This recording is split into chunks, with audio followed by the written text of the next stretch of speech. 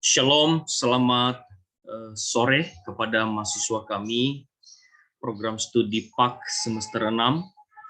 Kita berjumpa lagi di kelas mata kuliah Teologi Pendidikan Agama Kristen dengan topik yang saya sampaikan pada kesempatan ini, prinsip pendidikan dalam Alkitab.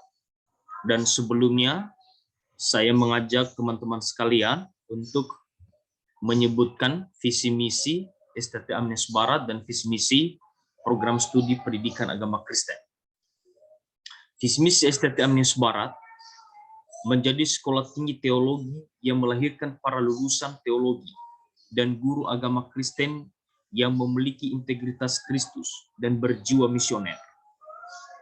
Misi STT Amnes Barat: 1. Menyelenggarakan pendidikan teologi dan pendidikan agama Kristen untuk mempersiapkan pelayanan Tuhan yang profesional pada bidangnya. 2. Mempersiapkan lulusan yang mampu menjadi pemimpin untuk mengabdi kepada Tuhan dan masyarakat. 3. Memberikan pelatihan kepada mahasiswa-mahasiswa STT Amnes Barat di bidang STT-AM di bidang pertanian, peternakan, dan keterampilan lainnya untuk mewujudkan kemandirian dalam pelayanan. Visi program studi PAK menjadi program studi pendidikan agama Kristen yang unggul untuk menghasilkan lulusan yang kreatif, berintegritas, dan profesional berdasarkan nilai-nilai Kristus. Misi program studi pendidikan agama Kristen menyelenggarakan program pendidikan untuk menghasilkan pendidik yang handal dan profesional, melakukan penelitian dalam pengembangan kepribadian dan pengajaran pendidikan agama Kristen. 3. Melaksanakan pengabdian kepada masyarakat secara mandiri sebagai upaya penerapan pendidikan agama Kristen.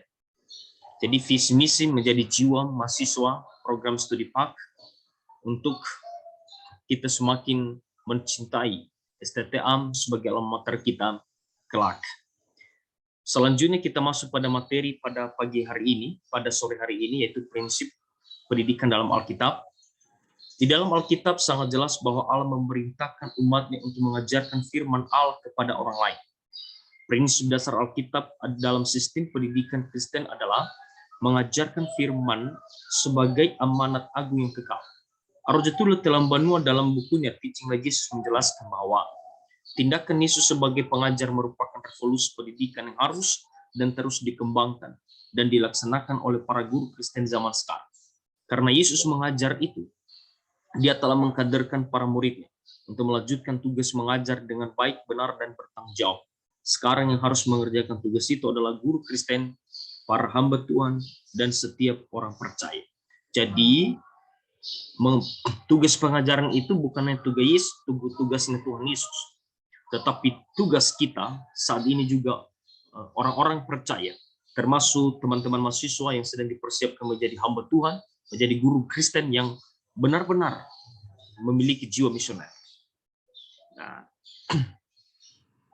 ada beberapa yang harus kita pelajari dalam prinsip ini, prinsip pendidikan dalam Alkitab ini. Pertama, tujuan firman Allah. Allah memberikan firman-Nya untuk dilaksanakan sesuai dengan tujuan firman itu sendiri.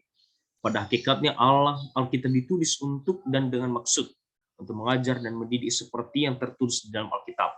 2 Timotius pasal 3:16 jelas dikatakan di sana bahwa segala tulisan yang diilhamkan Allah memang bermanfaat untuk mengajar, untuk mendidik, untuk menyatakan kesalahan, atau untuk membentuk seseorang agar orang itu menjadi baik. Dan itulah tujuan kita dalam mengajar. 2. Perintah untuk mengajar. Mengajar bukan suatu sekedar tugas karena upah, atau kita dibayar, kita digaji, kita diberikan sesuatu sehingga kita rajin, ya kan? Atau suatu perintah yang memang mendesak. Melainkan suatu perintah Allah bagi kita seorang percaya kepadanya.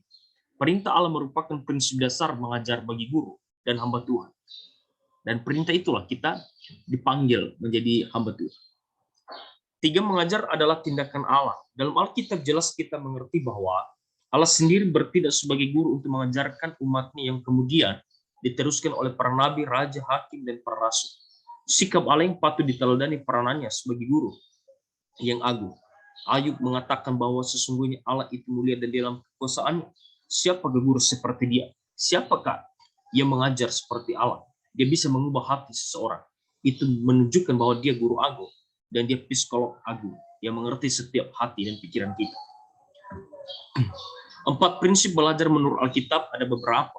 Bagian A, belajar sejak dini hingga lanjut usia. Dalam Alkitab telah mencatat bahwa didiklah orang muda menurut jalan yang patuh baginya, maka pada masa tuanya pun ia tidak akan menyimpang daripada jalan itu. Amsal pasal 22 ayat 6.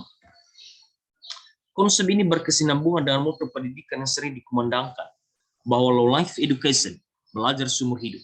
Yesus sangat mendukung konsep ini bahwa mendidik hendaknya dimulai dari sejak dini. Dan pemerintah juga, khususnya pemerintah Indonesia kita, pemerintah kita, telah memberikan satu program pendidikan yang telah dilakukan, mulai dari kelompok bermain, pendidikan anak usia dini, taman kanak-kanak, baru masuk SD, hingga ke jenjang lebih tinggi dokter bahkan profesor. Bagian B, belajar dalam keadaan tenang. Anak didik akan dapat belajar dengan baik jika mereka siap untuk belajar dan bebas dari tekanan serta memiliki motivasi yang tumbuh dari dalam diri sendiri.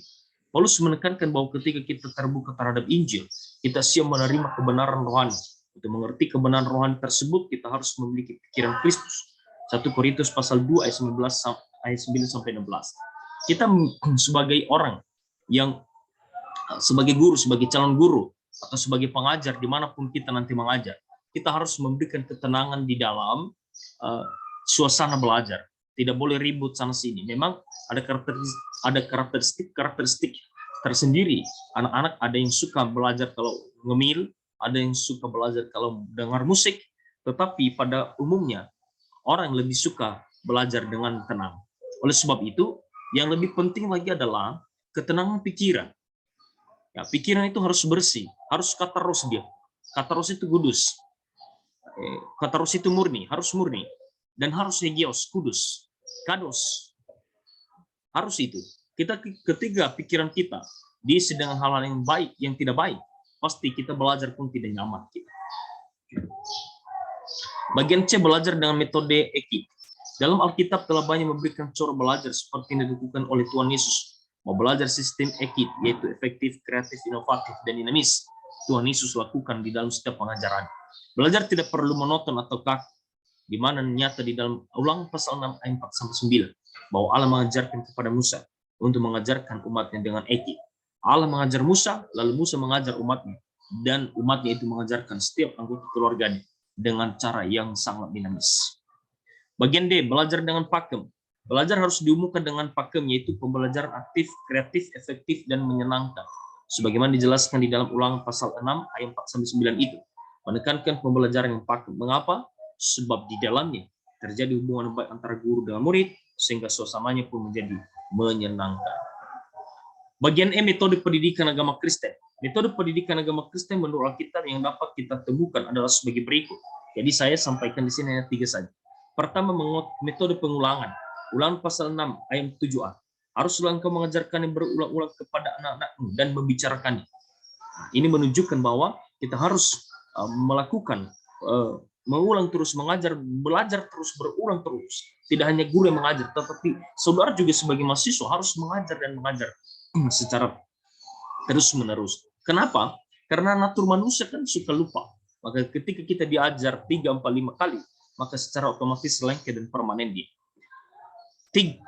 Pemberian nasihat dan pengajaran. Hal ini dapat dilihat dalam 2 Timotius pasal 3:16. Ada nasihat dan pengajaran. Dan nasihat pengajaran ini juga merupakan metode untuk mendorong seseorang belajar lebih sungguh-sungguh, belajar lebih giat, dan belajar dengan taat. Ketiga, metode peringatan. Keluaran pasal 17 ayat 14 berkata, tuliskanlah semuanya itu dalam sebuah kitab sebagai tanda peringatan dan ingatkanlah ke telinga Yesua. Kenapa metode peringatan penting? Untuk kita belajar dari pengalaman masa lalu. Oleh sebab itu, agar saudara lebih memahami dan lebih bagus menanggapi dan menyimak setiap materi yang saya sampaikan, maka ada tugas dan informasi. Pertama, silakan lakukan resume materi yang telah saya sampaikan sebanyak 2 halaman, minimal diketik di Word dengan spasi 1,5. Tugas ini dikirim melalui link daftar hadir https://bit.ly/1 presensi TPAK. Batas sami tugas dan sekaligus isi daftar hadir Selasa 1 Maret 2022. Hari Rabu 2 Maret 2022, kita tidak masuk kelas di mata kuliah kode etik. Sebagai ganti kelas agar tidak kosong, saudara harus mengerjakan tugas. Tugasnya apa? Yaitu mahasiswa melakukan riset buku yang berhubungan dengan guru kode etik dan guru agama Kristen. Diketik minimal 2 lembar, 2 spasi, di print, dan diserahkan dan dipresentasikan pada pertemuan berikutnya, yaitu minggu depan atau hari Rabu depan. Demikian yang saya sampaikan, teman-teman sekalian. Selamat belajar, tetap hafal visi misi. Tuhan Yesus memberkati.